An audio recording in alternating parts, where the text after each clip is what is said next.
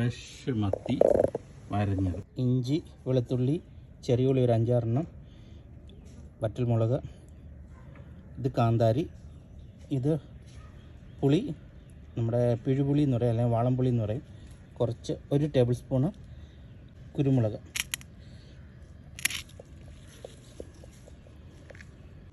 ഉപ്പും ചേർത്ത് നല്ല പേസ്റ്റ് രൂപത്തിൽ അരച്ചെടുക്കുക. ഇച്ചിരി വെള്ളം ഒഴിച്ചിട്ട് ഇത് അരച്ച പേസ്റ്റ് ഇങ്ങനെ വരുന്നു. ഇത് നമുക്കിതിലേക്ക് ഇട്ട് കൊടുത്ത് നല്ലോണം ഒന്ന് മിക്സ് ചെയ്ത് കൊടുക്കാം. കളവ് കുറവാണെങ്കിൽ ഒരല്പം നമുക്ക് കാശ്മീരി മുളക് പൊടി ചേർക്കാം. നമുക്ക് ജസ്റ്റ് നല്ലോണം ഒന്ന് മിക്സ് ചെയ്ത് യോജിപ്പിച്ചൊരു 10-15 മിനിറ്റ് ഇങ്ങനെ റെസ്റ്റ് ചെയ്യാൻ വെക്കണം കേട്ടോ. പിടിക്കട്ടെ. ഓക്കെ.